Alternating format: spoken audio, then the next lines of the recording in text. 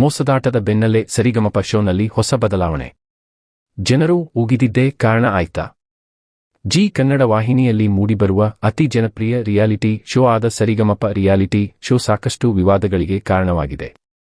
ಸರಿಗಮಪ season 21 ಈಗ ಸಾಕಷ್ಟು ವಿವಾದಗಳಿಗೆ ಕಾರಣವಾಗಿದ್ದು ಜನರು ಕೂಡ ಬೇಸರವನ್ನ ಹೊರಹಾಕುತ್ತಿದ್ದಾರೆ. ಜೀ ಕನ್ನಡ ವಾಹಿನಿ ಕೇವಲ ಟಿಆರ್ಪಿಗೋಸ್ಕರ ಸರಿಗಮಪ ಕಾರ್ಯಕ್ರಮವನ್ನ ಮಾಡುತ್ತಿದೆ.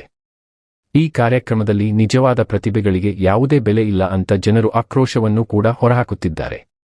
ಹೌದು, ಜೀ ಕನ್ನಡ ವಾಹಿನಿಯ ಅತಿ ಜನಪ್ರಿಯ ರಿಯಾಲಿಟಿ ಶೋ ಆಗಿರುವ ಸರಿಗಮಪ ರಿಯಾಲಿಟಿ ಶೋ ಈಗ ಟಿಆರ್ಪಿಗೋಸ್ಕರ ಪ್ರೇಕ್ಷಕರಿಗೆ ಮೋಸ ಮಾಡುವ ಕೆಲಸವನ್ನ ಮಾಡ್ತಾ ಇದೆ ಅಂತ ಸಾಕಷ್ಟು ಜನರು ಆರೋಪವನ್ನ ಮಾಡಿದ್ದಾರೆ. ಸಾಕಷ್ಟು ವಿವಾದಗಳಿಗೆ ಕಾರಣವಾಗಿರುವ ಜೀ ಕನ್ನಡ ವಾಹಿನಿಯ ಸರಿಗಮಪ ಕಾರ್ಯಕ್ರಮಕ್ಕೆ ಈಗ ಇನ್ನೊಂದು ಆಘಾತ ಎದುರಾಗಿದೆ. ಜೀ ಕನ್ನಡ ವಾಹಿನಿ ತಕ್ಷಣ ಈ ಕೆಲಸವನ್ನ ಮಾಡಬೇಕು, ಇಲ್ಲವಾದರೆ ನಾವು ಜೀ ಕನ್ನಡ ವಾಹಿನಿಯಲ್ಲಿ ಮೂಡಿಬರುವ ಯಾವುದೇ ರಿಯಾಲಿಟಿ ಶೋಗಳನ್ನ ಇನ್ನು ಮುಂದೆ ನೋಡುವುದಿಲ್ಲ ಅಂತ ಪ್ರೇಕ್ಷಕರು ಎಚ್ಚರಿಕೆಯನ್ನ ನೀಡಿದ್ದಾರೆ.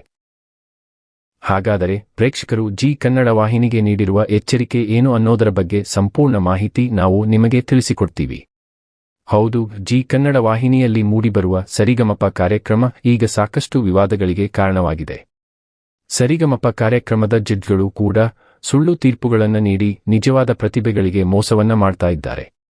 ವಾಹಿನಿಗೆ ಟಿಆರ್ಪಿಯನ್ನ ತಂದುಕೊಡುವ ಉದ್ದೇಶದಿಂದ ತೀರ್ಪುಗಾರರು ಸುಳ್ಳು ತೀರ್ಪುಗಳನ್ನು ನೀಡಿ ನಿಜವಾದ ಪ್ರತಿಭೆಗಳನ್ನ ಕಾರ್ಯಕ್ರಮದಿಂದ ಹೊರಹಾಕಿದ್ದಾರೆ. ಈ ಕಾರಣಕ್ಕೆ ಮುಂದಿನ ಸೀಸನ್ನಲ್ಲಿ ತೀರ್ಪುಗಾರರನ್ನ ಬದಲಾವಣೆ ಮಾಡಬೇಕು.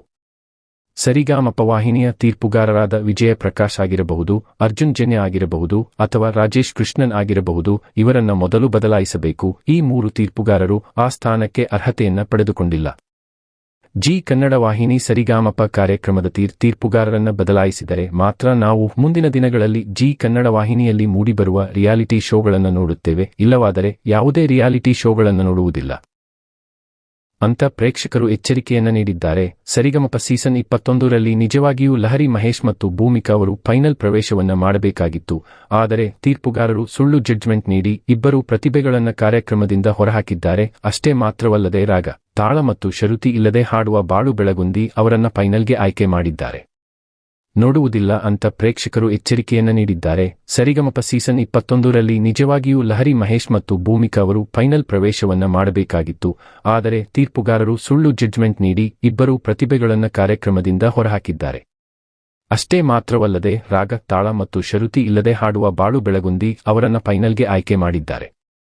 ಸರಿಗಮಪ ಕಾರ್ಯಕ್ರಮ ಜಡ್ಜ್ಗಳಿಂದ ಹಾಳಾಗುತ್ತಿದೆ ಮತ್ತು ಟಿಆರ್ಪಿಗೋಸ್ಕರ ಜೀ ಕನ್ನಡ ವಾಹಿನಿ ಈ ಕೆಲಸವನ್ನ ಮಾಡ್ತಾ ಇದೆ.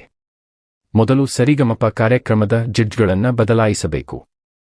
ಆವಾಗ ಮಾತ್ರ ಈ ಸಮಸ್ಯೆ ಪರಿಹಾರವಾಗುತ್ತೆ. ಇಲ್ಲವಾದರೆ ಪ್ರೇಕ್ಷಕರು ಜೀ ಕನ್ನಡ ವಾಹಿನಿಯಲ್ಲಿ ಮೂಡಿಬರುವ ಸರಿಗಮಪ ಕಾರ್ಯಕ್ರಮವನ್ನ ನೋಡುವುದನ್ನು ಬಿಡಬೇಕು.